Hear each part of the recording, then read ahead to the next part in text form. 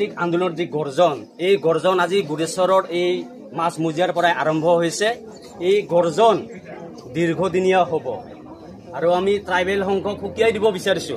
তেখেতসকলে নাভাবিব ট্ৰাইবেল সংঘ অকল তেখেতসকলেই উঠি ৰজা বহি ৰজা। মই চৰকাৰক মই এই কথা মই অৱগত কৰিব বিচাৰিছো। এই জনগোষ্ঠীৰ হৰণীয়া কছাৰী জনগোষ্ঠীৰ মানুহখিনিয়ে যদি সাৰ্টিফিকেট আনিব যায় তেখেতসকলে সাৰ্টিফিকেট নিদিও বুলি কয় আৰু এইকেইজন যদি ছাত্ৰ ছাত্ৰীয়ে যদি বড়ো উপাধি লিখিম বুলি কয় তেখেতসকলে সাৰ্টিফিকেট দিব খোজে। তেখেতসকলে কি মুখেৰে ক'ব খোজে? যদি হৰণীয়া বুলি ক'লে ট্রাইবেল নহয় বুলি কয়, বড়ো উপাধিটো লিখিলে আকৌ ট্রাইবেল হয় বুলি কয়। এইটো কিন্তু অসম চৰকাৰে চাবলগীয়া বিষয়। অসমখন কি বিটিচিৰ বাহিৰত নেকি? যদি অসমৰ বাহিৰা জিলাত যদি হৰণীয়া কছাৰী ছাত্ৰ ছাত্ৰীসকলক যদি সাৰ্টিফিকেট দিব পাৰে, বিটিচিত কিয় দিব নোৱাৰে? আমি এতিয়াও গণতান্ত্ৰিকভাৱে আন্দোলন গঢ়ি তুলি আছো।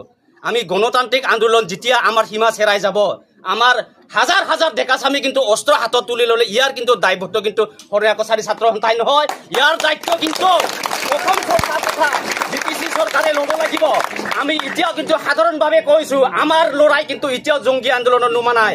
যেতিয়াই আমি অস্ত্ৰ হাতত তুলি ল'ম তেতিয়া এই অসম নহয়, এই বিটিচি অঞ্চল আমি অশান্ত কৰি দিয়াৰ আমি পৰিৱেশ আমি কিন্তু সৃষ্টি কৰিম। আমি বাৰে বাৰে অনুৰোধ জনাইছো অসম চৰকাৰক, মাননীয় হিমন্ত বিশ্ব শৰ্মা ডাঙৰীয়া, যে উন্নতিপনমে এই বিটিচি ইলেকশ্যনৰ আগে আগে আমাক যাতে আমাৰ জনগোষ্ঠীৰ ল'ৰা ছোৱালীক যাতে সাৰ্টিফিকেট দিয়াৰ কাৰণে ব্যৱস্থা গ্ৰহণ কৰে, তাৰ কাৰণে অনুৰোধ জনাই মাননীয় মুখ্যমন্ত্ৰী ডাঙৰীয়াৰ লগতে আমাৰ UPPৰ প্ৰমোদ বড়ো ডাঙৰীয়া তেখেতকো মই অনুৰোধ জনাইছো।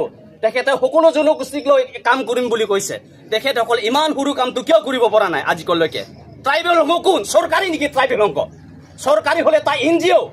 আমি এই ব্যৱস্থা নহলে আমি পিছলৈ আমি সুপ্ৰিম কোৰ্ট হওক হাইকোৰ্টত হওক এই ট্ৰাইবেল সংঘৰ বিৰুদ্ধে আমি কিন্তু আমি কেছ আমি খেলিবলৈ আমি কুণ্ঠাবোধ নকৰিম।